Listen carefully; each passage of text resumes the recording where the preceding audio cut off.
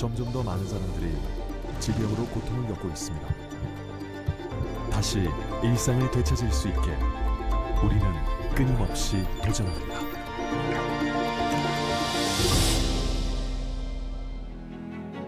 ABL 바이오는 이중 항체 치료제를 개발하고 있습니다.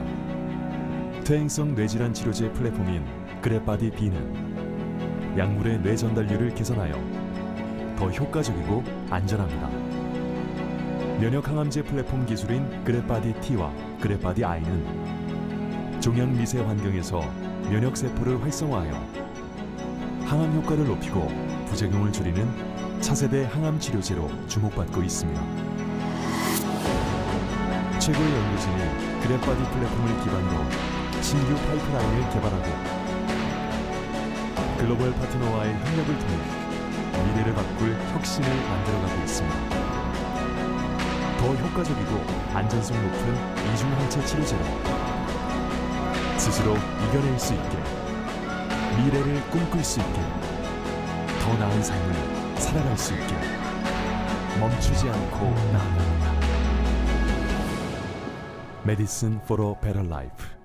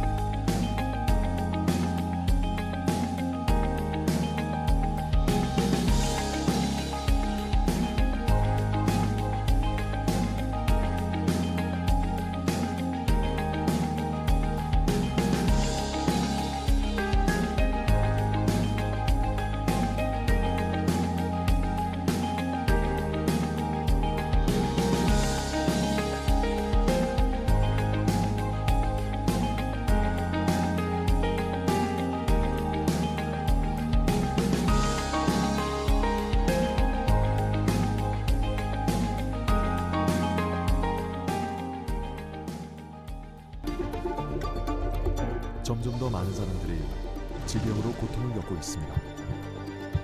다시 일상을 되찾을 수 있게 우리는 끊임없이 도전합니다.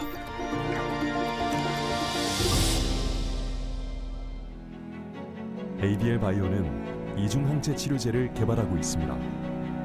퇴행성 뇌질환 치료제 플랫폼인 그랩바디 B는 약물의 뇌 전달률을 개선하여 더 효과적이고 안전합니다. 면역 항암제 플랫폼 기술인 그랩바디 T와 그랩바디 I는 종양 미세 환경에서 면역 세포를 활성화하여 항암 효과를 높이고 부작용을 줄이는 차세대 항암 치료제로 주목받고 있습니다. 최고의 연구진이 그랩바디 플랫폼을 기반으로 신규 파이프라인을 개발하고 글로벌 파트너와의 협력을 통해 미래를 바꿀 혁신을 만들어가고 있습니다. 더 효과적이고 안전성 높은 이중 항체 치료제로 스스로 이겨낼 수 있게, 미래를 꿈꿀 수 있게, 더 나은 삶을 살아갈 수 있게 멈추지 않고 나아갑니다. Medicine for a Better Life.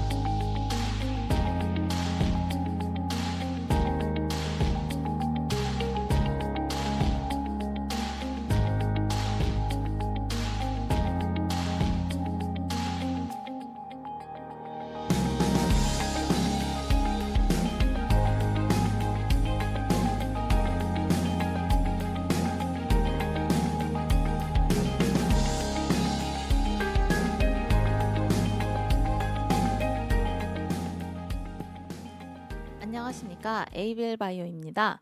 이번 온라인 간담회를 통해 당사는 그랩바디 B 플랫폼 기술 이전의 의미와 향후 사업 전략, ABL 001의 임상 233 탑라인 데이터 등을 공유드릴 예정입니다. 바쁘신 오전 시간임에도 시간을 내 시청해주시는 모든 분들께 감사드리며 대표님 인사말과 함께 발표를 시작하겠습니다. 네, 안녕하십니까. ABL 바이오 대표이사 이상훈입니다. 오늘 아침에도 관심을 많이 가져주시고 특별히 ABL 바이오의 기업 설명에 IR에 참석해 주심을 진심으로 감사를 드립니다. 며칠 전에 저희가 다국적 제약회사인 GSK와 그랩바디 B 플랫폼에 대해서 기술 이전 성공 사례를 발표를 하였습니다. 오늘 IR에서는 특별히 그랩바디 B의 플랫폼 기술 이전의 성공의 의미와 그 이후에 저희가 계획하고 있는 사업화에 대해서 좀 더 자세히 설명을 드리고 추가적으로 ABL 001에 대한 탑라인 임상 데이터에 대해서 설명을 드리고 그랩바디 T 뿐만 아니라 ADC에서 설명을 드리고자 합니다. 지금부터 비전 ABL 2.0 플랜 2025를 발표하도록 하겠습니다. 자, 이 슬라이드는 제가 늘 작년부터 발표했던 슬라이드에서 한 가지 추가가 됐습니다. 보시는 것처럼 네 가지 축으로 보시면 될 것 같습니다. 첫 번째 중간에서 보시면 그랩바디 B에 대해서 저희가 플랫폼 기술 이전뿐만 아니라 ABL 301이라는 사노피 기술 이전에서 몇 년 전에 그 기술 이전이 있었고 그걸 통해서 추가적으로 마일스톤이 들어오는 뿐만 아니라 며칠 전에 발표드린 첫 번째 플랫폼 기술 이전이 GSK와 이루어졌습니다. 두 번째 중요한 핵심은 ABL 001에 대해서 저희가 탑라인 데이터가 저희의 파트너 회사인 컴파스 세라피릭이 몇 주 전에 발표를 하였습니다. 이거에 대해서 조금 더 저희 회사가 갖는 의미, 특별히 컴파스 세라피릭이 앞으로 미국 FDA와 진행을 통해서 어떠한 레귤러터리 패스웨이를 갖고 있는지에 대해서 의미를 설명하고자 합니다. 세 번째로 중요한 부분은 그랩바디 T 이중항체에 대해서 면역 항암제 치료제 ABL 111, ABL 503의 현황에 대해서 설명을 드리고 특별히 ABL 111이 가장 앞서 있는 물질로서 3중 병용 데이터에 대해서 탑라인 데이터가 조만간에 발표가 되겠지만 이거의 의미에 대해서 제가 설명을 드리고 마지막으로 작년부터 저희가 추진했던 이중항체 ADC에 대해서 조금 더 설명을 드리고자 합니다. 2025년의 로드맵에서 굉장히 복잡하고 다양한 행사들이 있었습니다. 이 슬라이드는 제가 올해 초에도 발표를 드렸지만 중간에 GSK 기술 이전에 큰 모멘텀이 하나 들어갔습니다. 그 이전에 보시면 ABL 001이 담도암에서 2차 치료제의 어떤 좋은 결과를 발표를 하였습니다. 올해 초반에 지금 GSK 기술 이전이 나왔고 AACR 올해 중반에 유한양행이 ABL 105, ABL 104, ABL 105는 유방암을 타겟하는 헐2에 포온비비를 붙인 이중항체고 ABL 104는 EGFR에 포온비비를 붙인 이중항체입니다. 이 데이터를 유한양행이 AACR에서 올해 발표를 하기로 하였습니다. 또한 ABL 111 아까 말씀드린 클라우딘 18.2 포온비비의 이중항체는 IMAB이 중간에 3중 병용 중간 데이터 발표가 예정이 되어 있습니다. 이 로드맵에서 하반기에 굉장히 중요한 포인트는 저희가 늘 강조했던 ABL 301, 특별히 3년 전에 사노피의 기술 이전을 했던 알파 시뉴클린을 타겟하면서 파킨슨 병의 치료제를 개발하고 있는 ABL 301의 탑라인 데이터가 발표가 되고 후속 임상, 즉 사노피가 임상 2상을 진행하는 어떤 데이터가 그 발표 내용이 있을 거로 예상이 됩니다. ABL 503에 대한 병용 임상이 시작이 되고 특별히 이중항체 ADC에서 올해 말에 2개의 IND가 신청이 되는 겁니다. 리가캠 바이오와 저희가 공동 개발해서 시스톤에 기술 이전했던 ABL 202, 특별히 ROR1이라는 항체에 리가캠의 링커 컨주게이션을 붙인 ADC가 시스톤이 임상 데이터를 발표를 하고 이 모든 것들이 쭉 처음부터 진행이 되는 2025년 로드맵에서 2026년이 되면 저희가 긍정적으로 보고 있는 ABL 001의 담다음 치료제의 승인이 날 거로, 특별히 2차 치료제 승인이 날 거로 예상을 하고 있습니다. 다음으로는 이번에 기술 이전된 BBB 셔틀 플랫폼 그랩바디 B에 대한 내용을 소개하겠습니다.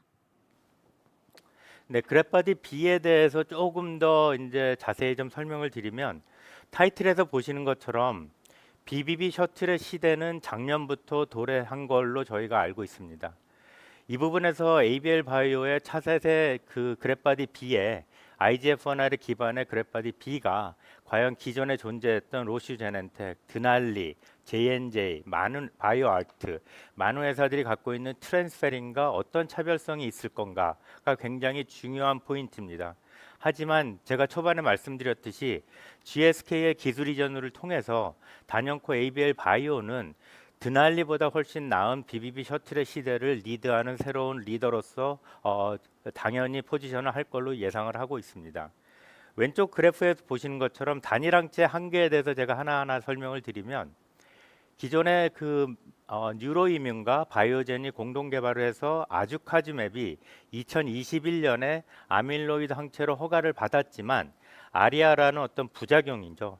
그 아밀로이드 플라크가 생기는 주변에 혈관의 부작용으로 인해서 이 부작용의 효과가 너무 그 성능보다는 좋기 때문에 너무 크기 때문에 실제로 아주카즈맵이 허가를 받았지만 왜 FDA에서 위드드로우 철회를 하였습니다. 바이오젠은 백투백으로 레카네맵이라는 항체를 개발하여서 2023년에 바로 허가를 받아서 지금 잘 판매를 하고 있습니다. 엘라릴리라는 글로벌 빅파마가 도나니맵이라는 키순라라는 아밀로이드의 또 다른 단독 항체를 개발하였지만 이 모든 단독 항체가 갖고 있는 단점은 여전히 아리아라는 부작용이 크다는 것입니다. 또한 다른 회사의 글로벌 회사들의 발달을 보면 로시와 에피가 간테누맵 플러스 ABBV916라는 아밀로이드 항체를 단독으로 개발하다가 2022년, 2024년에 1차 평가 지표를 달성하지 못했기 때문에 개발을 중단하였습니다.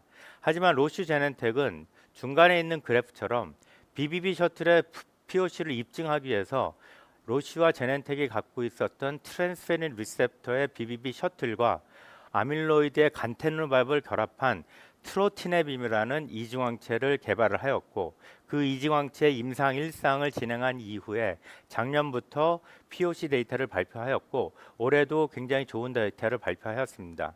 여기서 하이라이트는 이 박스에 보이시는 것처럼 단독 항체의 아밀로이드를 처리를 하면 예를 들어서 레카느맵, 도나미맵을 처리를 하면 2년 동안 처리를 했을 경우 한 30% 정도의 아밀로이드 플라크가 감소하는 결과가 나왔습니다.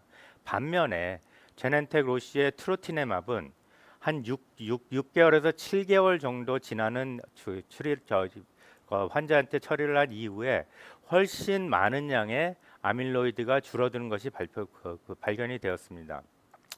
또한 작년에 굉장히 많은 딜들이 일어났습니다.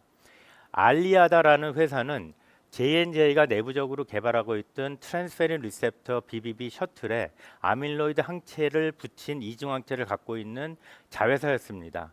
이 J&J의 자회사 알리아다가 글로벌 빅파마인 에피에 작년에 2조에 인수가 되었습니다.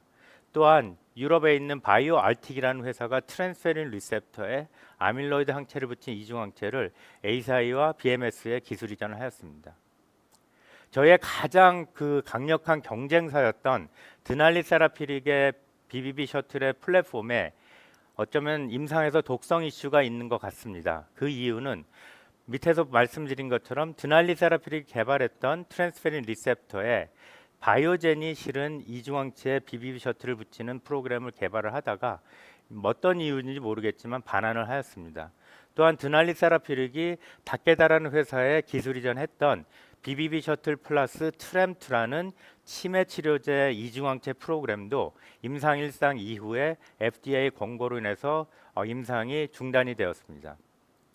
말씀드린 바와 같이 이번 GSK의 글로벌 딜은 그동안의 트랜스페린 리셉터와 상대방의 산맥으로 저희가 알고 있는 IGF-1 리셉터를 기반으로 하는 ABL 바이오의 그랩바디 B가 실제로 처음으로 글로벌 빅파마한테 기술 이전이 되고 이 기술 이전이 직접적 간접적으로 가장 좋은 BBB 셔틀임을 증명하는 기회가 되었습니다. 저희가 이번 BBB 셔틀의 그 기술 이전을 통해서 그 치매나 아니면 여러 가지 뇌질환의 타겟에 또는 항체나 siRNA, AS와 같은 올리고뉴크레오타이드의 모델리티 확장이 충분히 가능함을 입증하였습니다. 이 타겟과 모델리티의 확장에 대해서는 제가 다음 슬라이드에서 차근차근 또 설명을 드리고자 합니다.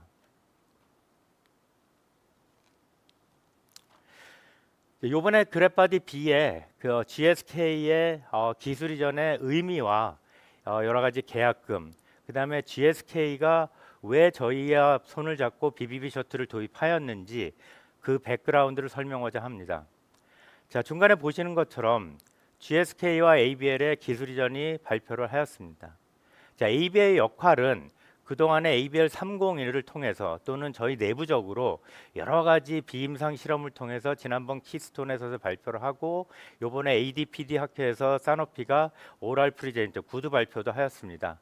이 전임상 데이터와 임상 데이터를 통해서 갖고 있는 저희의 노하우가 요번에 GSK로 전달이 되는 것이 요번 기술 이전의 하이라이트입니다. GSK는 반면에 저희의 플랫폼을 이전을 받으면 본인들이 갖고 있는 항체와 올리고뉴크레오타이드 물질에 BBB 셔틀인 그래프바디를 붙여서 본인 스스로 GSK의 단독 비용 부담으로 전임상 및 임상 개발, 제조 또는 상업화 모든 비용을 100% GSK가 담당하는 겁니다. 이번에 받은 업프런트 플러스 기타 마일스톤에서 ABL이 GSK와 공동으로 개발 비용을 하는 것이 아니라 전적으로 GSK의 단독 비용 부담입니다. 앞으로 저희 플랫폼 기술 이전의 어떤 사업화의 본격화가 진행이 되면서 이러한 모델이 지속적으로 될 걸로 예상을 합니다. 자, 뉴 모달리티와 노블 항체 요거에 대해서 설명을 드리겠습니다.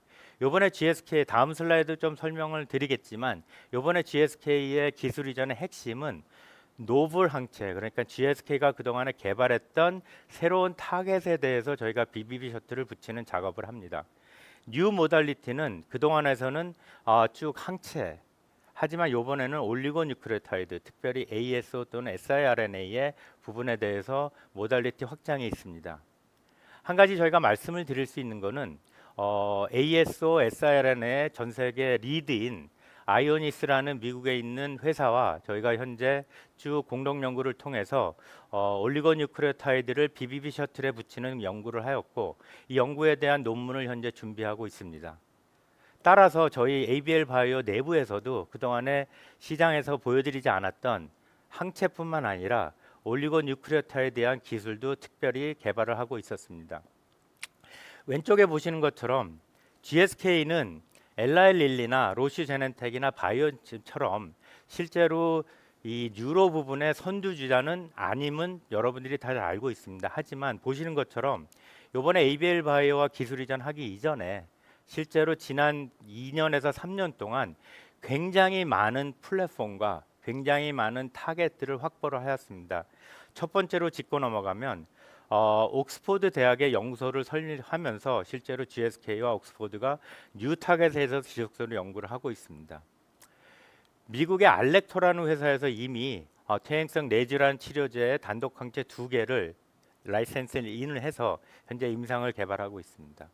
오른쪽에 보시는 것처럼 웨이브나 비살리어스 같은 회사를 통해서 실제로 올리고뉴크레오타이드의 플랫폼 및 8개 이상의 후보 물질을 개발하는 기술 이전을 계약을 하였고 또한 파킨슨병에 대한 타겟을 늘리겠다라는 어떤 전략을 갖고 있습니다. 마지막으로 최근에 무다라는 회사를 통해서 알츠하이머의 새로운 타겟을 검증하는 플랫폼을 기술 이전을 하여서 실제로 GSK 내부에서 여러분들이 그동안에 알지 못했던 놀라운 일들이 있었던 것은 GSK 전략은 아밀로이드 항체보다는 노블한 새로운 타겟, 특별히 뉴로 인플레메이션에 굉장히 많은 노블한 타겟에 대한 디스커버리가 진행이 됐고 이 그동안에 진행됐던 사업이 이번에 ABL 바이오의 그래프바디 B와 적절한 시간에 접목이 된 걸로 보시면 됩니다. 중간에 보시는 계약금은 이미 저희가 발표드렸듯이 4조 원 넘는 규모고요. 계약금 플러스 단기 마일스톤은 1,480원 정도 파운드로 계산했을 때 나옵니다.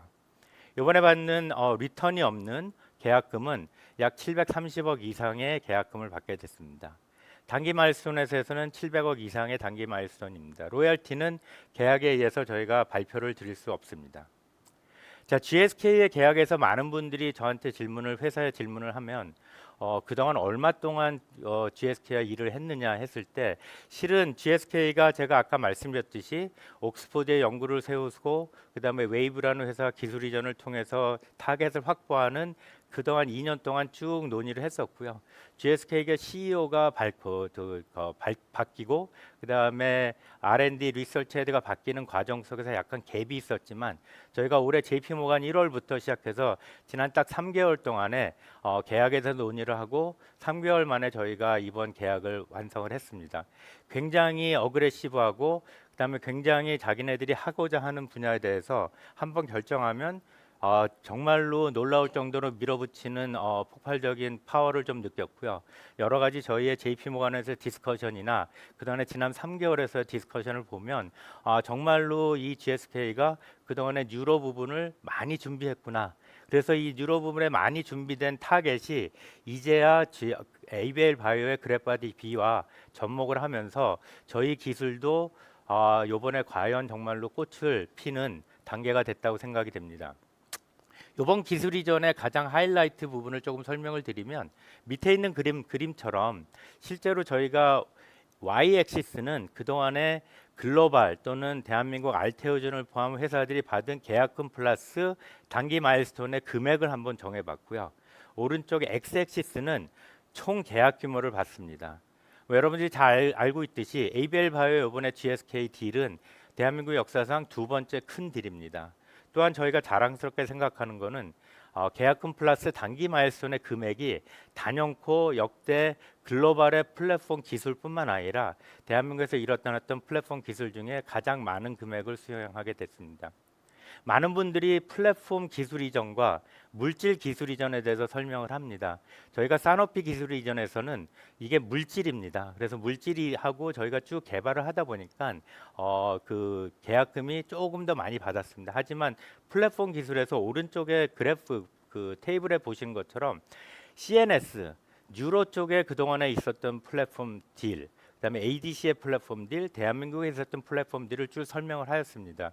오른쪽에 그림 테이블을 제가 하나하나 짚지 않겠지만 밑에 설명을 드렸듯이 이번 기술 이전에서 가장 많은 계약금 플러스 단기 마일스톤, 그다음에 두 번째로 큰 총 계약 금액을 다시 한번 강조를 드리고자 합니다. GSK 딜에서 제가 노블 타겟이라고 말씀드렸습니다. 그러면 대체 이 의미가 뭐냐라는 한 거를 한번 말씀을 드리겠습니다. 제가 이제 모델리티뿐만 아니라 타겟의 확장에 대해서 말씀을 드렸습니다. 저희가 멀티플 라이센스 아웃이 앞으로 올해 가능하고 내년에도 가능하다는 이유는 첫 번째 모달리티 변에서 저희가 그동안에 엔티바디 항체 부분만 실제로 사노피와 딜을 하였습니다. 그리고 내부에서도 항체 부분을 많이 강조를 하였습니다. 근데 제가 초반에 말씀을 드렸듯이 siRNA ASO 같은 경우는 저희가 아이오니스라는 미국 회사와 실제로 공동 개발을 통해서 쭉 그 BBB 셔틀에 대한 옵티마이제이션 조금 더 최적화 활동을 그 작업을 하고 있었습니다. 그런 면에서 모달리티는 단순히 이제는 항체뿐만 아니라 ASO, siRNA 더 넘어서 저희의 그래프바디 B가 조금 더 발전을 하면 지금 많은 회사들이 더블 BBB 셔틀에 대해서 얘기를 하고 있습니다. 그래서 저희도 듀얼 BBB 셔틀을 개발을 하고 있는데 듀얼 BBB 셔틀이 개발이 되면 드날리처럼 엔자임에 대한 확장도 충분히 가능할 걸로 생각이 됩니다. 자, 오른쪽의 타겟 부분은 굉장히 중요합니다. 저희한테 많은 질문이 온 거는 이 타겟의 어떤 그 노블 타겟에 대한 기술 이전이 독점이냐 비독점이냐, 이게 이런 CNS에서 뉴로에서 어떤 의미가 있냐를 설명을 드리면 노블 타겟에 대해서는 저희가 GSK의 독점입니다. 그래서 1, 2, 3, 4, 5 다양한 타겟에 GSK가 하고자 하는 타겟에 대해서는 저희가 GSK 독점으로 하지만 이번 계약에서 가장 하이라이트는 작년부터 시작해서 제가 늘 말씀드렸듯이 CNS BBB 셔틀 할 때 가장 중요한 타겟이 아밀로이드와 타우, 즉 치매를 치료로서 가능성이 높은 이미 허가를 받은 아밀로이드와 타우에 대해서 저희가 비독점, 즉 에피톱을 조금 더 세분화를 통해서 추가적인 기술 이전의 기회가 극대화된다는 것이 가능해졌습니다. 이 부분에 대해서는 제가 추가로 또 다음 슬라이드에 설명을 드리겠습니다. 왼쪽에 넘어가기 전에 그 GSK와 이렇게 회사 이름을 적은 거는 실은 멀티플 라이센스 아웃이 가능한 빅파마가 뭐냐라고 했을 때 저희가 지난 작년부터 아니면 올해도 지속적으로 논의하고 있는 많은 빅파마들의 리스트고요. 이 빅파마들이 그동안에 저희가 쭉 지속적으로 논의를 해왔고 특별히 이번 GSK를 통해서 더욱더 적극적으로 저희와 대화를 하고 있습니다. 그래서 당연히 저희는 아밀로이드 항체, 노블 항체 또는 타우 항체, 특별히 아밀로이드와 타우는 다른 에피톱의 세분화에 대해서 충분히 기술 이전 기회가 있다고 봅니다. 자, 그동안에 제가 이제 늘 보여줬던 ABL 바이오에서 항체 부분을 붙여서 많은 데이터를 BBB 셔틀과 보여드렸습니다. 이번에 처음으로 소개하는 자료입니다. 저희가 그동안에 올리고뉴크레오타이드, 특별히 siRNA, AAS를 실은 다라고 그래서 드러그 엔티바디 레이시오, 항체에 siRNA가 대체 몇 개가 붙어야 되느냐라고 했을 때 많은 빅파마들이 siRNA, AS는 딱 한 개만 붙이는 다 원으로 작업을 하고 있습니다. 개발을 하고 있습니다. siRNA, AS의 단점은 오른쪽에 보여드린 것처럼 어떤 타겟을 특별히 정해서 딜리버리를 할 수 있는 시스템이 아닙니다. 올리고나 siRNA를 몸 안에 전달하면 제일 처음으로 도달하는 것이 간이고 그 다음이 키드니입니다. 그래서 많은 siRNA 올리고 회사들이 리버나 간이나 키드니에 관련된 질병을 타겟하는 것을 단독 siRNA나 단독 AS로 이미 개발을 하였고 몇 가지 약들이 허가를 받았습니다. 하지만 정상세포나 아니면 우리가 원하는 암이나 뇌로서의 전달에 대해서는 그 정확도가 당연히 떨어지게 돼 있고 간독성이 워낙 심하다 보니까 많은 회사들이 글로벌 빅파마들이 siRNA를 어떻게 딜리버리를 할까 했을 때 뇌로 통하는 거는 트랜스페린 리셉터나 그래파디 B와 같은 BBB 셔틀을 통해서 합니다. 또한 근육으로 전달하는 거는 이미 미국에 있는 회사들이 트랜스페린 리셉터에 근육에 관여된 어떤 올리고를 전달을 해서 임상을 진행 중입니다.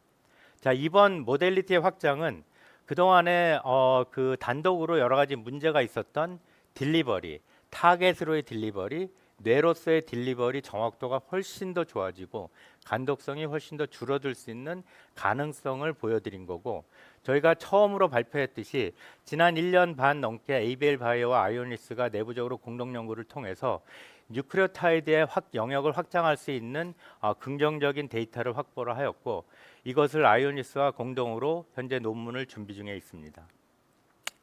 조금 더 자세히 그 아밀로이드와 타우의 에피톱 비즈니스가 가능하다는 것을 좀 설명을 드리겠습니다. 그 슬라이드를 설명하기 전에 자, 많은 뇌질환 쪽의 단백질은 가운데 보시는 것처럼 굉장히 애그리게이션, 응집이 잘 되는 특별히 아밀로이드, 타우, 시뉴클린, 프리온 모든 뇌질환의 타겟의 단백질은 이렇게 응집이 잘 되는 뇌에서 응집이 많이 됩니다.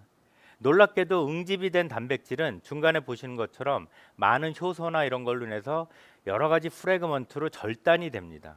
이 절단이 되는 부분에 왼쪽에 그 오른쪽에 맨 끝에 보시는 것처럼 글로벌 회사들이 아밀로이드 항체, 타우 항체를 만든다면 또는 시니클린을 만든다면 에피톱이라는 항원의 특별한 부분에 바인딩을 하게 돼 있습니다. 자, 항원 사이즈가 100이면 뭐 바이오젠이 만든 항체, 엘라이 릴리가 만든 항체, 로슈 제넨틱이 만든 항체는 에피톱이 각각 다릅니다. 이게 각각 달라야만 각각 개발한 회사들의 특허가 인증이 되고 그 인증된 특허를 통해서 임상 개발을 할 수 있습니다. 요 그 에피톱에 대해서 조금 더 아밀로이드 항체를 통해서 설명을 드리고자 합니다. 아까 말씀드렸듯이 아밀로이드 항체조차도 현재 몸 안에서 애그리게이션이 많이 되는 단백질입니다. 중간에 보이시는 것처럼 아밀로이드가 절단이 되면 A베타 142 아미노에시드 프래그먼트가 절단이 되거나 또는 파이로글루타메이트를 통해서 실제로 A베타 3에서 40이 프래그먼트가 절단이 됩니다. 오른쪽의 그림은 저희가 그동안에 글로벌 빅파마들이 현재 발표한 데이터를 통해서 쭉 그 빅파마들의 아밀로이드 항체 에피톱이 어디 있는지를 설명을 드리겠습니다. 첫 번째 아주까지 맵은 N터미널에 3에서 7 아미노이시드에만 붙습니다. 그 다음에 로시 제넨텍이 개발해서 현재 BBB 셔틀에 붙이고 있는 임상 2상, 3상의 물질은 3에서 1 또는 중간 부분의 18에서 27을 두 개를 동시에 바인딩하고 있습니다. 레카네맵은 1에서 16, 21에서 29. 그 다음에 밑에서 보시는 두 번째는 위에는 실에서 A베타 1에서 42. 그 다음에 밑에는 파이로글루타메이트입니다. 엘라일리가 개발했던 키순라. 그 다음에 엘라일리가 그 세컨 제너레이션으로 개발하고 있는 물질. 그 다음에 에피가 새롭게 지난번에 아까도 말씀드렸듯이 J&J에서 인수했던 물질은 현재 에피톱이 디스클로즈가 되지 않고 있습니다. 많은 작은 회사와 글로벌 빅파마들이 여기에 나와 있지 않는 다른 에피톱에 대해서 현재 많은 항체들이 개발이 되고 있습니다. 자, 이 부분에서 제가 한 가지 알테오젠과 비교를 하면서 설명을 드리겠습니다. 알테오젠이 놀랍게도 대한민국에서 20조 이상의 성과를 마켓캡을 성과를 내고 많은 빅파마들과 기술 이전했던 가장 큰 핵심은 타겟에 대한 어떤 그 독점이 아니라 품목에 대한 독점이 됐습니다. 자, 저는 알테오젠의 품목 독점이 ABL 바이오의 요번에 A베타와 타우의 에피톱과 똑같이 보시면 됩니다. 에피톱을 품목이라고 생각하면 엘라일릴리나 바이오젠이나 또는 로시 제넨텍이나 에피가 갖고 있는 다른 에피톱에 대해서 저희가 충분히 기술 이전을 할 수 있다라는 가능성이 있고, 이번 GSK 딜에서 이 에피톱을 이번 딜에서 완전히 카브와 빼버린 게 저희가 가장 성공적으로 이룬 성과라고 볼 수 있습니다. 그렇기 때문에 A베타만 봐도 현재 10개가 넘는 굉장히 비임상, 임상의 허가 물질, 임상이 진행되는 물질들이 개발되고 있습니다. 저희가 이런 빅파마들과 현재 A베타에 대해서 논의를 하고 있는 것도 실은 에피톱에 대해서 특별히 다른 기술 이전을 하게 되면 저희가 여러 가지 회사와 A베타에서 충분히 기술 이전의 가능성이 있고, 이 부분은 제가 작년부터 올해 초에서 계속 IR에서 말씀을 드렸듯이 이번에 BBB 셔틀의 무한한 어떤 그 상업화의 가능성이 바로 노블 타겟뿐만 아니라 A베타 타우의 에피톱의 독점이 굉장히 중요하다고 보시면 됩니다. 타우 또한 똑같은 맥락으로 보시면 됩니다. 타우는 아밀로이드보다 좀 더 복잡해서 실제로 타우 자체가 절단이 되기도 하지만 포스포릴레이션, 인산화가 되기도 하고요. 그 다음에 아세틸레이션이라고 그래서 맨 밑에 보시는 것처럼 AC 타우, 아세틸레이트 된 타우도 다양하게, 포스포릴레이션, 인산화되는 타우도 3가지 종류로 다양하게 진행됩니다. 너무 복잡한 얘기라 간단하게 오른쪽 그림에서 설명을 드리면, 자, 보시는 것처럼 AGI 현재 항체를 개발하는 에피톱이 요 중간 부분에 이렇게 바인딩을 합니다. 자, 베프라넵이라는 항체가 실제로 중간에 다른 에피톱, 그다음에 룬드백이 개발하는 거는 조금 더 C터미 쪽에 바인딩을 하고, J&J, 그다음에 여러 가지 프린스턴, 로슈 제넨텍, 뭐 아델, 이런 회사들의 바인딩 에피톱이 다 다릅니다.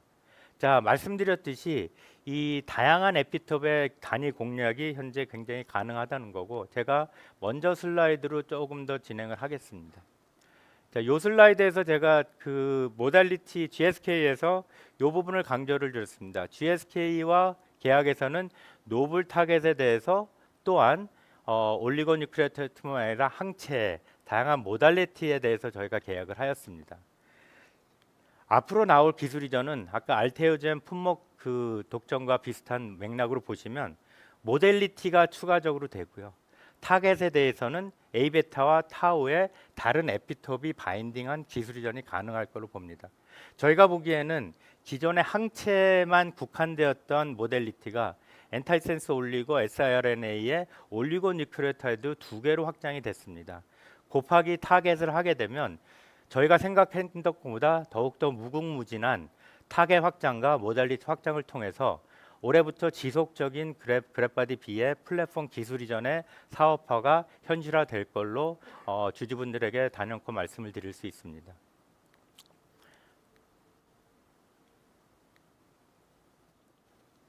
네, 다음 슬라이드를 보시면 자, 전체적으로 요약을 해드리면 2022년 JP모간에 저희가 ABL 바이오와 사노피가 저희가 개발했던 파킨슨을 타겟하는 알파 시뉴클린과 그랩바디 BBB 셔틀을 붙인 ABL 301의 물질을 기술 이전을 하였습니다. 여러분들이 많은 관심을 가졌듯이 그동안에 임상일상이 잘 진행이 되었고 현재 임상일상의 거의 마지막 단계에서 리포트, 보고서를 받고 있는 상황입니다. 사노피는 이미 작년에 그 CMC 생산에 대한 마일스톤을 저희한테 지불을 하였고 이를 통해서 현재 임상 2상을 진행하는 걸로 알고 있습니다. 그래서 ABL 301을 통한 그동안의 임상의 결과가 실은 저희가 직접적 간접적으로 제가 말씀드린 GSK를 포함한 많은 빅파마들과 공유가 되었고 일부 임상 데이터는 저희가 공유는 할 수 없었지만 많은 비임상 데이터와 임상의 진전, 특별히 사노피의 301에 척수에서 훨씬 더 ABL 301이 많이 들어간다라는 데이터를 통해서 글로벌 빅파마들이 실제로 그동안에 ABL 바이오가 얘기했던 그래파디 B가 비임상뿐만 아니라 사람 그 인간 그 임상에서도 충분히 검증되고 있음을 확인하였고 이번에 GSK이 첫 번째 굉장히 중요한 마일스톤을 찍은 딜입니다. 일종의 한편의 그 시리즈 영화를 보시면 뭐 해리포터와 같은 시리즈를 보시면 1편이 나온 이후에 2편에 나오고 3편도 나옵니다. 여러분들한테 저희가 말씀을 드릴 거는 그래파디비에서 어쩌면 1편의 첫 번째 작품이 끝났고 저희가 siRNA, ASO, 그다음에 다양한 타겟, 노블 타겟 플러스 A베타의 에피톱, 타우의 에피톱을 통해서 이제는 단연코 모달리티 확장, 타겟 확장이 가능한 지속적인 기술 이전이 가능할 걸로 예상이 됩니다.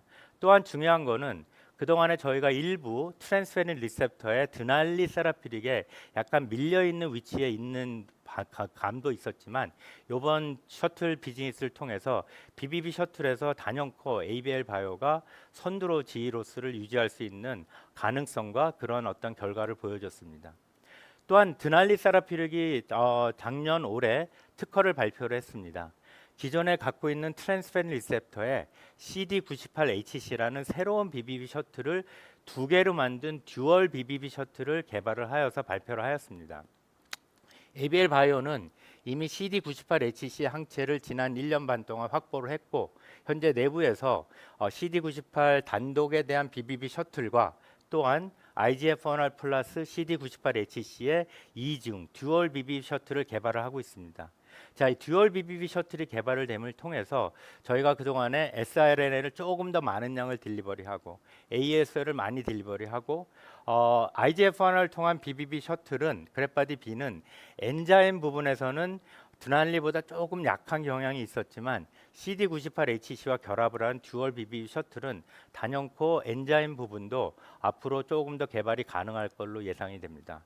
따라서 다시 한번 강조를 드리면 언매니드간 오픈 CNS 시장에서 굉장히 높아진 글로벌 위상, 그다음에 지속적인 그래파디 B의 기술 이전을 시장에서 보이도록 노력하고자 합니다.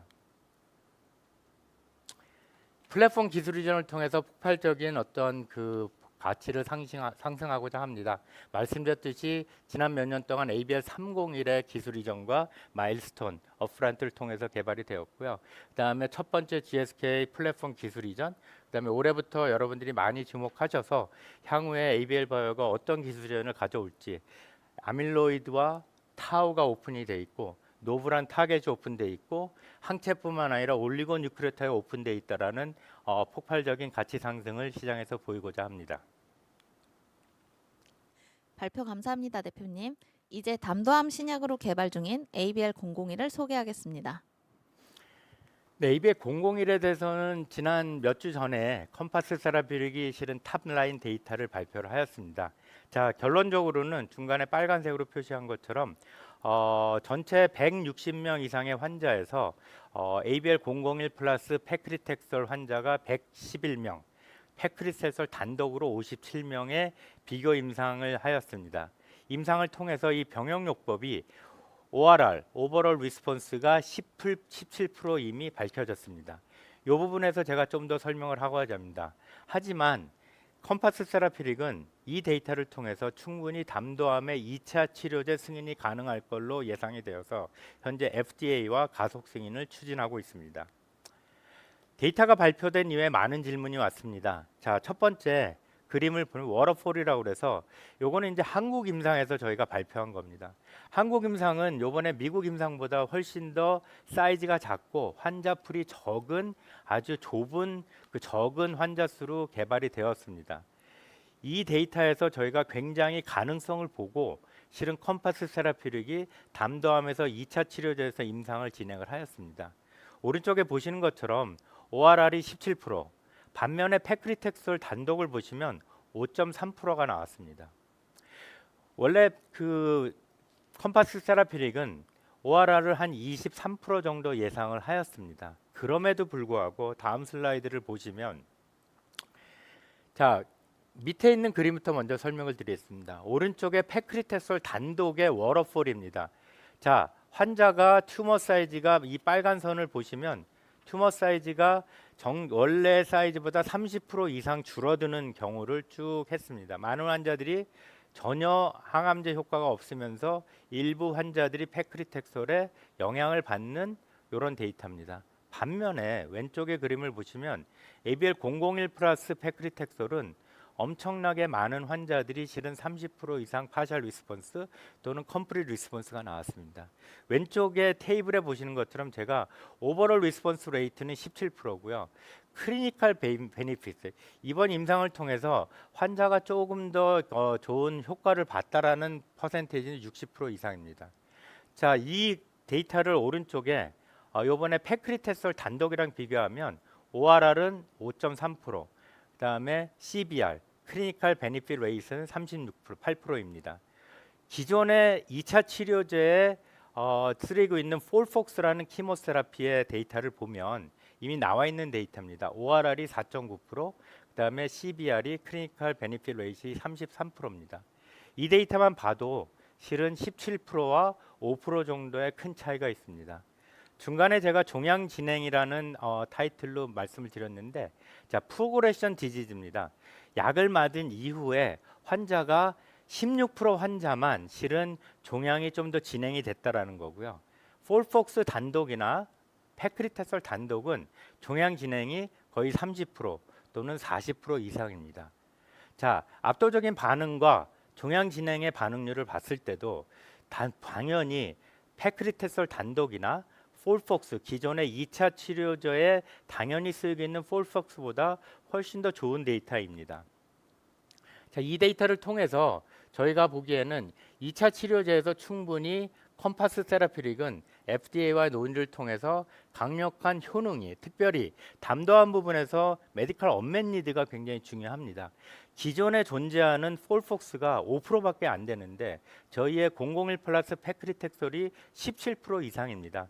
당연히 FDA는 이 부분에서 긍정적으로 볼 거고요. 기존에 갖고 있는 여러 가지 부작용도 페크리텍솔에서 나오는 부작용이기 때문에 이미 거의 많은 환자들은 키모세라피 그 화학 치료제를 맞고 있습니다.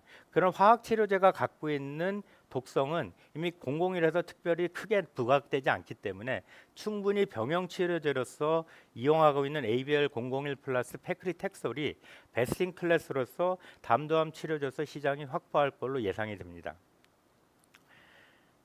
조금 더 설명을 드리면 담도암 시장이 현재 한 1조 정도 예상이 되는 걸로 컴파스 세라피릭 IR 재료에 발표가 됐습니다. 그 이유는 절제가 가능한 담도암과 절제가 불가능한 담도암을 보면 현재 절제가 불가능한 담도암에서 매출이 있는 약이 미국에 있는 회사가 개발한 게 한 6천억 정도입니다.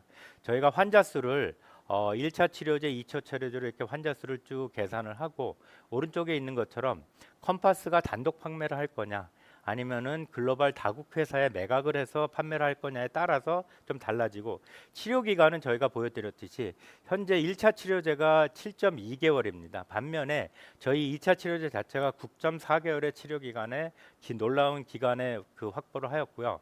판매가도 실은 담도암 평균이 지금 연당 그 달 22,000불 정도 됩니다. 그래서 여러 가지 접근성들을 좀 봤을 때 저희는 컴파스 세라피릭의 연매출이 한 피크로 봤을 때 1조 정도 될 거라는 시장성에서 가치를 보이고 있고, 만약에 신약의 허가를 받는다면 말씀드렸듯이 저희가 그 예상하는 어떤 로얄티의 수량이 가능하고 ABL 바이오가 지속적으로 로얄티를 받음을 통해서 추가적으로 폭발적인 성공을 할 수 있는 경제적인 근거를 마련하는 중요한 단계라고 예상이 됩니다.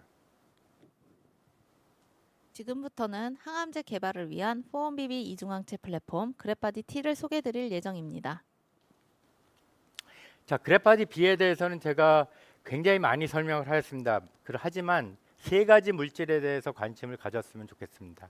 ABL 111, 클라우딘 18.2에 4ONBB를 붙인 T세포를 공격하는 이중항체입니다. ABL 103, B7H4를 타겟으로 하는 유방암을 타겟으로 하고 오바리안 캔서를 타겟하는 이중항체. 그다음에 ABL 503이 있습니다. ABL 503은 PDL1 플러스 4ONBB입니다. 그동안에 많은 회사들뿐만 아니라 저희 회사도 단독으로 병용으로 요법으로 임상을 하였습니다. 하지만 글로벌 트렌드를 봤을 때 T셀 인게이저, 이뮤노 온콜로지와 ADC 콤비네이션, 이뮤노 온콜로지와 면역 치료제 병용, 이런 걸 통해서 앞으로는 병용 치료를 통해서 이 가치를 더욱더 극대화하고자 합니다. 조금 더 자세히 설명을 드리면 말씀드렸듯이 ABL 111, ABL 503, ABL 103이 현재 임상 1상에 돼 있고, 임상에서 저희가 확보한 거는 실은 기억 T세포, 메모리 T셀이라는 굉장히 놀라운 장기적으로 나타날 수 있는 그 바이오마커를 통해서 이거는 장기 투여를 하면 충분히 기억 T세포를 통해서 좋은 항암 효과를 낼 수 있을 거라는 임상 데이터가 있어서 ABL 111은 현재 옵티보, BMS가 개발했던 PD1 플러스 키모세라피 플러스 ABL 111의 3중 병용요법의 임상이 진행되고 있습니다. 현재 20명 환자가 데이터가 끝났고 그 데이터는 아이맵이 올해 중반에 발표를 할 것이고, 지금부터 쭉 저희가 40에서 50명 추가적으로 위암의 1차 치료제로서 포지션을 위해서 옵티보, 키모 플러스 ABL 111의 3중 병용 임상을 진행하고 있습니다. ABL 503 또한 작년 에스코에서 저희 임상 1A의 데이터를 발표하였고, 현재 1B를 통해서 좀 더 옵티마이즈된 옵티멀한 도징 스케줄을 찾고 있습니다. 또한 추가적으로 병용을 통해서 이런 가치를 맥시마이즈 하고자 합니다. ABL 103은 이미 작년에 저희가 발표드렸듯이 임상이 현재 진행 중에 있지만 이 B7H4ONBB와 멀크의 키트루다 병용을 통해서 트리플 네거티브 브레스트 캔서, 그러니까 3중 음성 유방암의 임상을 인디케이션을 통해서 실제로 병용 치료의 임상을 조만간에 진행하고자 합니다. ABL 111의 어떤 타겟의 포텐셜을 좀 설명을 드리면, 자, 위암의 시장 전체도 굉장히 큰 시장입니다. 위암 전체를 봤을 때 여기 그램처럼 헐투라는 유전 단백질의 네거티브 또는 클라우딘 포지티브가 실제로 다른 포퓰레이션이 있습니다. 하지만 클라우딘 18점의 양성이 헐투의 음성의 그 포퓰레이션의 환자군에 포함이 되어 있습니다. 이거를 통해서 ABL 111의 타겟 시장이 생각보다 훨씬 더 크다라고 보시면 되고요. 오른쪽에 보시는 것처럼 만약에 ABL 111이 기존에 아스텔라스가 개발했던 졸베투시맵, 특별히 환자의 발현에서 클라우딘이 과발현되는 75% 이상 되는 과발현 환자에서만 효능을 보이는 졸베투시맵을 넘어서 저발현되는 환자군에서도 저희가 효능과 독성의 무한한 가능성을 보인다면 충분히 ABL 111의 포텐셜은 졸베투시맵을 뛰어넘을 수 있는 포텐셜이 될 걸로 예상이 됩니다. 자, 클라우딘 18.2 타겟에서 또한 가장 많은 회사들이 클라우딘 18점 ADC를 얘기를 합니다. 아스트라제네카를 포함해서 많은 회사들이 클라우딘 18.2의 ADC를 임상에서 개발을 하였지만 놀랍게도 저희 4ONBB보다 훨씬 더 그 임상 결과가 좋지 않습니다. 아스트라제네카를 포함해서 많은 중국 회사들이 실은 임상을 하다가 중단한 회사도 있고, 임상 결과를 봤을 때 훨씬 더 많은 ADC의 독성이 나타나고 효능조차도 그렇게 다른 ADC에 비해서 뛰어나지 않습니다. 이런 면에서 클라우딘 18.2 타겟에 대해서는 ADC의 어떤 위협이 다른 타겟에 비해서 그렇게 크지 않다고 보시면 됩니다. 또한 아까 말씀드렸듯이 왼쪽 그림에 보이시는 것처럼 졸베투시 맵의 마켓은 클라우딘 18.2가 과발현되는 한 38% 정도의 환자군입니다. 저희가 나머지 30%인 저발현되는 환자까지 확장을 한다면 적어도 60에서 70%의 마켓을 커버할 수 있을 것 같습니다. 오른쪽의 그림을 보시면 현재 위암 1차 치료제로서 만회살이 진행이 되고 있습니다. 간단하게 여기서 설명을 드리면 졸베투시맵의 연최 피크 매출은 1.8조를 예상하고 있습니다. 현재 임상의 허가를 받아서 예상 매출에 2024년에 1년 예상 매출은 한 1,000억 정도 됩니다. 아시다시피 신약이 개발이 되고 허가를 받은 이후에 시간이 지나면서 마켓에 페니트레이션이 되면서 실제로 매출이 늘어나고 있습니다. 안다고 보시면 저희는 졸베투시맵을 뛰어넘을 수 있는 글로벌 신약의 ABL111이 될 수 있음을 기대를 할 수 있습니다. 병역요법에서 당연히 좋은 결과입니다. 자, 간단하게 하나하나 다 설명을 안 드리고요. 가운데 부분만 설명을 드리면 특별히 저희가 3중 병역요법, 특별히 PD1, 옵티보의 PD1 항체 플러스 키모세라피 플러스 클라우딘 18.2의 포옹비비를 3중으로 하는 이유는 실제로 이 3중을 했을 때 저희가 비임상뿐만 아니라 임상에서 현재 20명 환자를 통해서 훨씬 더 졸베투시맵보다 좋은 효능과 안정성을 확보를 하였습니다. 말씀드렸듯이 아이맵의 중간 데이터를 발표를 보면 여러분들이 놀라울 정도로 졸베투시맵과 비교되지 않을 정도의 효능과 안정성을 확보를 하였습니다. ABL 503에 대해서 간단히 설명을 드리면 에스코에서 제가 오른쪽에 맨 밑에 있는 그림을 설명을 드렸습니다. 저희가 이 발표를 통해서 오바리안 환자, 난소암 환자에서 첫 번째 저희 약을 맞기 전에 빨간색 부분이 환자의 암 사이즈입니다. 시간이 지나면서 암이 줄어들면서 24초에서는 암이 완전히 사멸되었습니다. 자, 오른쪽 위에 있는 그림을 보시면 아까 제가 말씀드렸듯이 바이오마커에서 메모리 T셀, 기억 T세포가 활성화된다라는 데이터입니다. 쭉 환자한테 약을 쭉 투여하면서 마지막 치료 이후에 급속도로 기억 T세포가 높아지는 데이터입니다. 이 데이터를 통해서 현재 ABL 503은 가장 위험한 위협 경쟁자는 유럽의 젠맵의 젠 1046 PDL1 포옹비비입니다. 젠 1046은 현재 넌스몰셀 렁캔서에서 키트루다 컨비네이션 진행을 하고 있고 여기서 하이라이트는 처음에는 에브리 3주 매 3주마다 한 번 투여하는 것들이 간독성이 약간 있어서 이거를 6주로 바꿨더니 간독성이 훨씬 더 기존보다 줄어드는 결과가 밝혀졌고요. 저희는 ABL 503은 원래 매 2주마다 투여해서 약간의 간독성이 있지만 현재 매 6주, 매 4주 이런 도증 스케줄을 통해서 젠맵의 임상 스케줄과 비슷한 어떤 패턴을 저희가 따라가고 있습니다. 이를 통해서 PDL1 포옹비비의 포텐셜은 기존의 키트루다나 옵티보의 불응 환자, 더욱더 강력한 효능이 예상이 되는 베스트 인 클래스를 정조준하면서 ABL 503의 임상을 진행하고자 합니다.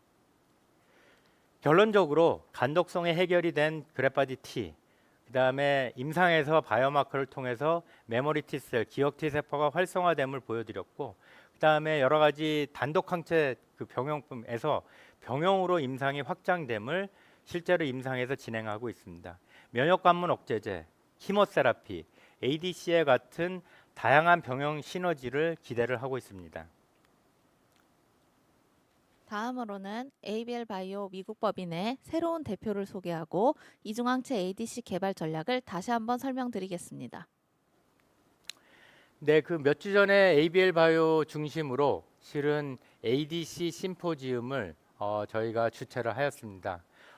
AD 심포지움에서 저희가 시애틀 지네틱스죠. ADC의 정말 창시자 같은 시애틀에 있는 시젠의 파운더 멤버인 닥터 피러 센터, 그다음에 제넨텍의 마크 슬리콥스키, TDM1, 헐셉틴, 퍼주타 같은 제넨텍의 헐투를 타겟하는 세 개의 항체를 개발했던 닥터 마크 슬리콥스키, 그다음에 모리슨 로젠버그, 트로델비의 그 CMC 생산과 이런 임상을 담당했던 모리슨 로젠버그를 통해서 기타 7명 이상의 연자들이 저희 심포지움에 참석을 하였습니다.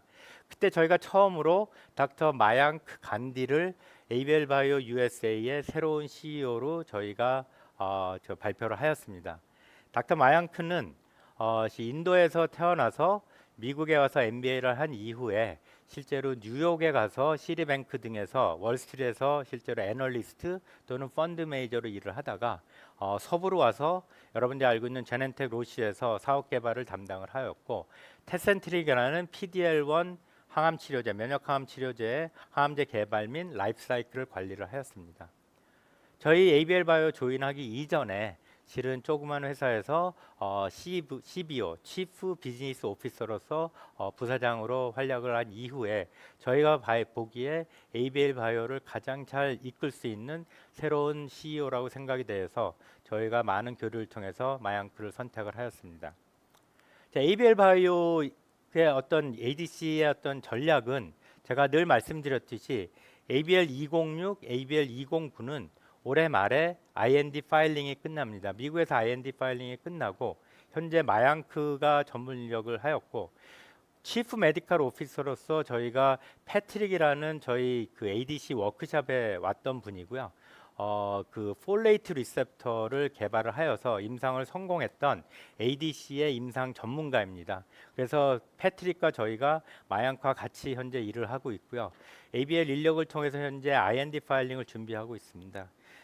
말씀드린 것처럼 작년에 그 확보한 1,400억 자금을 통해서 실제로 ABL 바이오 USA가 임상 1상과 POC 페이스 2의 임상을 통해서 저희가 제시한 대로 미국에서 글로벌 빅파마의 합병이 되는 첫 번째 전략, 또는 어쩌면 IPO로 갈 수 있는 두 번째 전략, 이거를 다 양손에 놓고 실제로 앞으로 임상을 진행하고, 현재 ABL 206과 209는 퍼스트 인 클래스 물질이 하나 있고 베스트 인 클래스 물질이 하나 있습니다. 이름을 통해서 저희가 단연코 글로벌에서 이중항체 ADC 회사로서 넘버원 회사의 시장을 선점하고자 하는 전략입니다.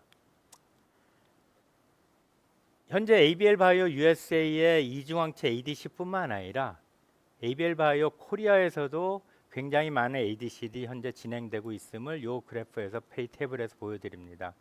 추가적으로 진행되는 2개, 3개 이중항체가 있고, 단독으로 진행되는 단독 ADC가 2개 정도 진행이 됩니다.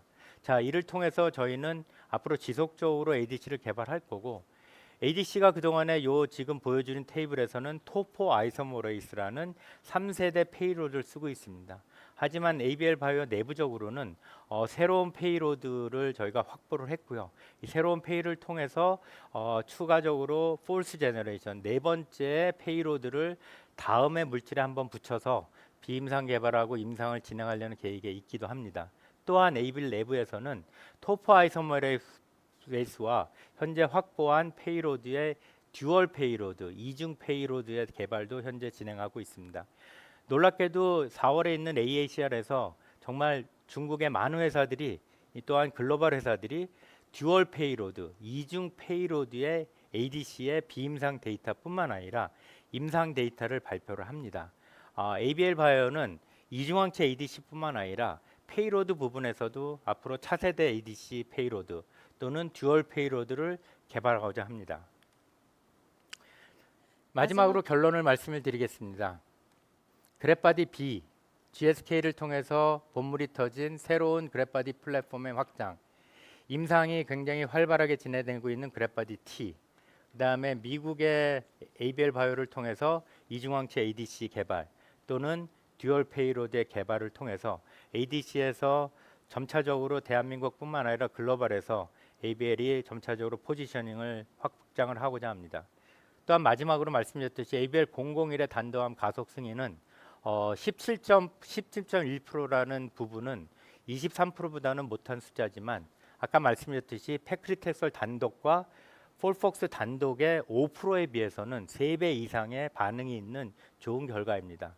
결국 FDA가 요구하는 것은 그동안의 기존 치료제보다 훨씬 더 좋은 결과를 가지고 있고, 환자한테 그 남아있는 언맷 메디컬 니드를 충족할 수 있는 신약이라면 FDA에서는 충분히 긍정적으로 볼 걸로 예상을 합니다.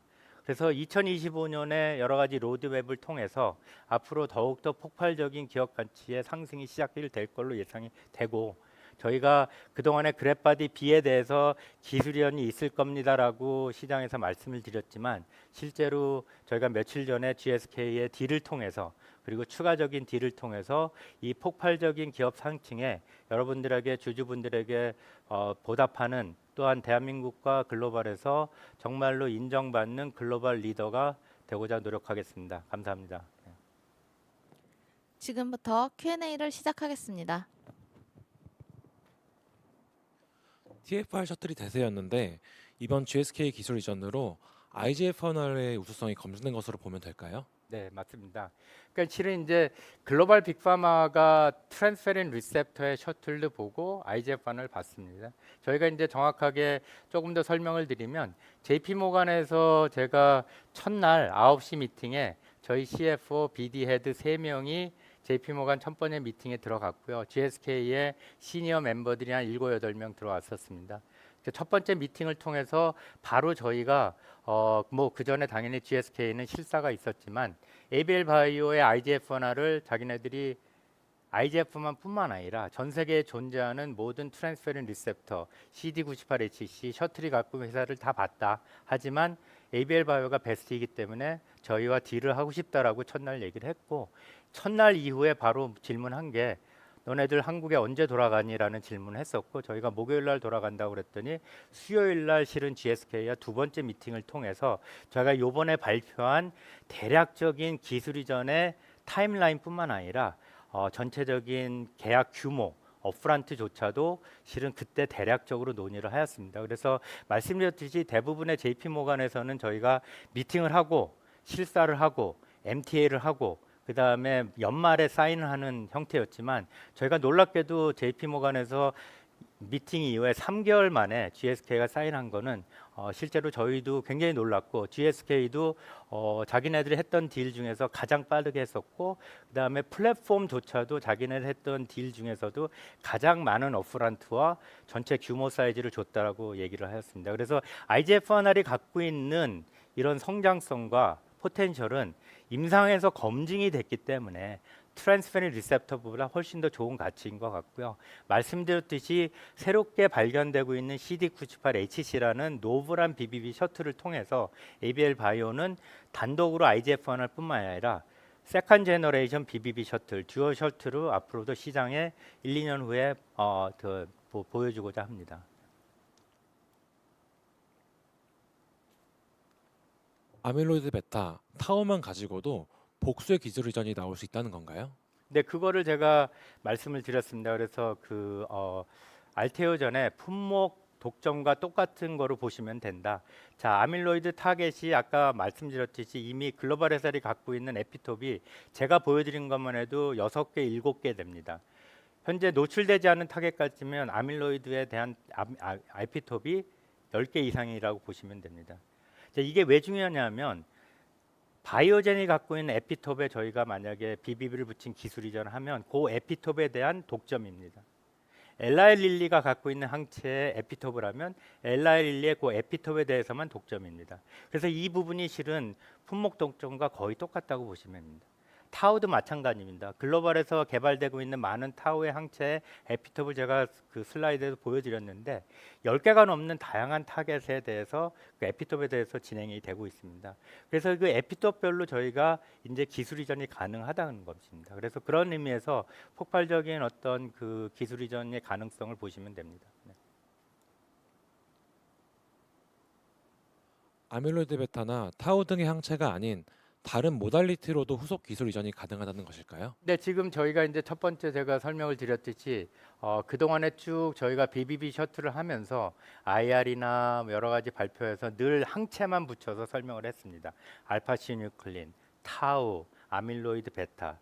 하지만 요번에 처음으로 저희가 올리고뉴크레오타이드, 아까 말씀드렸듯이 그림에서 이 항체에 딱 하나만 붙는 올리고뉴크레오타이드 기술에 대해서는 미국에 있는 아이오니스라는 회사랑 쭉 공동 연구를 하였고요. 이 연구를 통해서 저희가 충분히 ASO 또는 siRN을 통해서 뇌로 전달이 가능하겠다라는 어떤 그 데이터가 나왔고, 이런 부분이 실은 굉장히 확장이 가능합니다.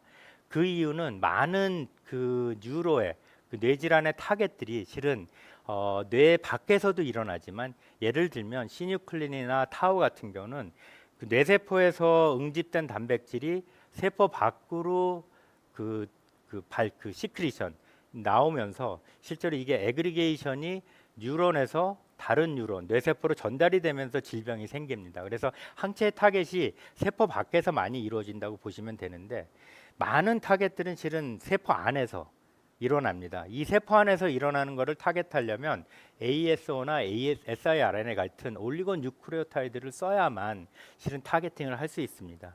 그래서 이 올리고뉴크레오타이드 기술 확장은 기존에 우리가 알고 있는 아밀로이드나 타우의 확장뿐만 아니라 뉴로인플레이메이션에 관여되는 굉장히 다양한 노블 타겟에 충분히 적용이 될 수 있다고 보시면 됩니다. CDA, MTA 이런 절차를 거쳤나요? 앞으로도 거쳐야 할까요? 저희가 이제 요번 그 슬라이드 발표에서 제가 약간 빼먹고 발표를 못 드렸는데, GSK가 실제로 실사가 없었을 거죠. MTA가 없었고요. 당연히 CDA는 있죠. 어느 회사든지 컨피덴셜 어그리먼트, 저희 데이터를 보여주고 이 데이터를 보여줬을 때 GSK는 뭐 엘라엘릴리나 다른 회사한테 저희 기술을 얘기하지 않겠다라는 거고, 저희도 저희 기술을 GSK에 다 보여주는 그런 CDA를 맺고요. 이번 기술에서 앞으로도 나올 거 저희가 차이점은 MTA가 없었다는 겁니다. 왜냐하면 사노피의 301의 임상에서의 간접적인 데이터가 검증이 됐고, 그다음에 말씀드렸듯이 ADPD라는 그 학회에서 사노피가 구두 발표를 비임상 데이터를 하였습니다. 그다음에 저희의 어떤 쭉 축적된 데이터를 보면 충분히 MTA 없이 기술 이전이 가능했던 GSK 딜이고요.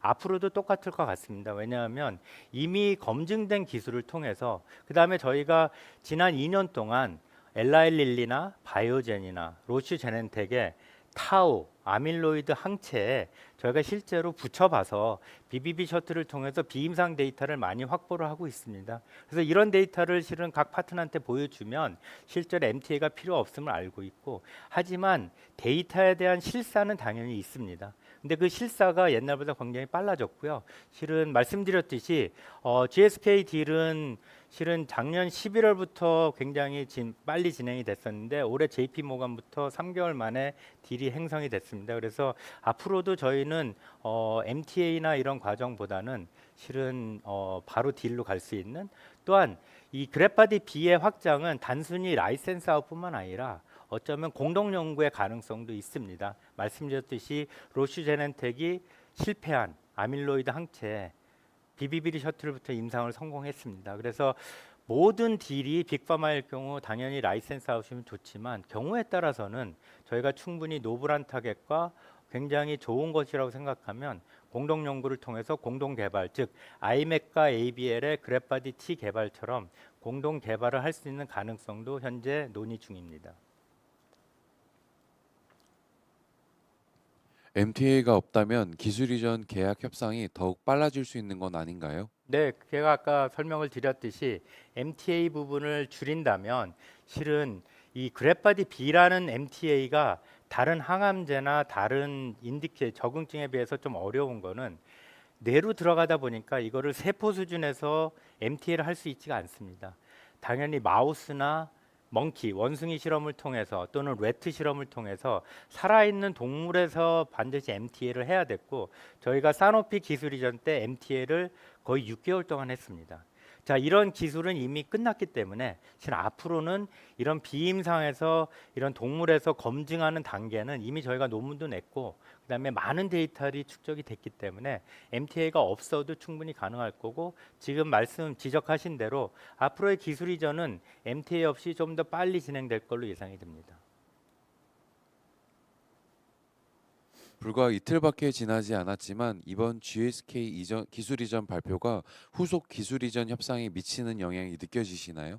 네, 뭐 당연히 느껴집니다. 왜냐하면 저희가 GSK의 딜에 굉장히 초점을 맞춰서 저희가 제한된 인원으로 충분히 이런 딜을 하기 위해서는 다른 회사의 논의를 잠깐 홀드를 시켜놨었습니다. 자, 그랬을 때 연락 온 회사들이 꽤 되고요. 그동안에 진행됐던 부분을 다시 얘기하자. 그다음에 조금 더 구체적으로 얘기하자. 그런 부분이 진행되고 있습니다. 그래서 단연코 결국은 GSK의 딜은 ABL 바이오의 BBB 셔틀에 대해서 직접적, 간접적으로 엄청난 파급 효과가 있다고 보시면 됩니다. 후속 기술 이전 기대해도 될까요? 제가 아까 말씀을 드렸듯이 아밀로이드 베타와 그다음에 타우에 대한 에피톱이 오픈이 돼 있다고 말씀을 드렸습니다. 자, 에피톱 매핑은 아까 거듭 말씀을 드리지만 알테오전의 품목과 같이 저희 에피톱을 기준으로 기술 이전을 하겠다는 거고요. 보시는 것처럼 아밀로이드나 타우에 지금 임상에 들어간 물질, 비임상에 들어가는 물질들이 굉장히 많습니다. 여러분들이 충분히 저희가 그 논의하는 파트너가 어떤 회사일지를 상상을 해보시면 될 것 같고요. 플러스 저희가 노블 타겟 플러스 siRNA 올리고 같은 ASO 같은 올리고 뉴크레오타이드의 새로운 모델리티가 확장이 된 겁니다. 그래서 실은 저희가 그 이전에는 엔티바디만 갖고 있는 회사들과 논의를 하다가 놀랍게도 최근에 불과 한 일주 전입니다. 엔타이센스 올리고와 siRNA를 갖고 있는 회사와도 논의를 시작을 하였습니다. 그래서 여러분들이 충분히 제가 슬라이드에서 계속 강조를 드렸던 타겟과 모달리티의 곱하기 멀티플 확장성에 대해서는 지금보다 작년보다 훨씬 더 폭발적인 확장이 더 가능할 걸로 예상을 하시면 될 걸로 압니다. 네. ABL 301 임상 일상은 언제쯤 마치나요? 결과는 공개되나요? 네, 결과는 아마 현재 임상 일상은 다 끝났고요. 실은 데이터를 쭉 분석 중이고 보고서가 나오고 있고요. 사노피는 내부적으로 그 시니어 멤버들한테 다음 임상을 가기 위한 이상을 가기 위한 커미티 멤버 미팅을 쭉 진행을 하고 있는 걸로 알고 있습니다. 임상의 발표, 퍼블리케이션 이런 거는 ABL보다는 사노피의 전략적인 결정과 사노피의 타임의 결정입니다. 저희는 이제 뭐 JDC라서 조인트 디벨롭먼트 커미티가 있지만 앞으로 사노피가 타이밍을 언제 결과를 발표할지 그 부분은 저희도 모르지만 결과가 저희는 긍정적으로 생각이 되기 때문에 충분히 사노피의 전략적인 결정에 의해서 언제 발표를 하고 그것들을 정할 걸로 예상이 됩니다. 시간 관계상 Q&A는 이것으로 마무리하도록 하겠습니다. 모든 질문에 답변 드리지 못하는 점 양해 부탁드리겠습니다. 추가적인 문의사항이 있으실 경우 저희 IR 담당자에게 문의 주시기 바랍니다. 대표님 마지막으로 인사 부탁드리겠습니다. 네, 마지막으로 제가 쭉 설명을 드렸듯이 앞으로 2025년을 기준으로 해서 폭발적인 기업 가치의 상승이 시작됐다고 보시면 됩니다. 추가적으로 언제 기술이 나오느냐, 누구랑 할 거냐 그 부분은 저희가 늘 받는 질문이지만 작년과 비교해서 올해 초에 비교해서 GSK 딜과 아까 말씀드렸듯이 모델리티, 그다음에 새로운 타겟, 아밀로이드와 타우의 에피톱이 다 열려 있는 부분을 보시면 앞으로 나올 기술 이전을 기대를 하시면 될 것 같고요. ABL 바이오는 지속적으로 지난 9년 동안 열심히 리서치 연구를 하고 디벨롭먼트를 했지만 앞으로도 더욱더 발전하는 모습, 글로벌 리더로서 도약하는 ABL 바이오가 되고자 노력하겠습니다. 감사합니다. 네. 지금까지 ABL 바이오 온라인 간담회를 함께 해주셔서 감사합니다. 이것으로 방송 마무리하도록 하겠습니다.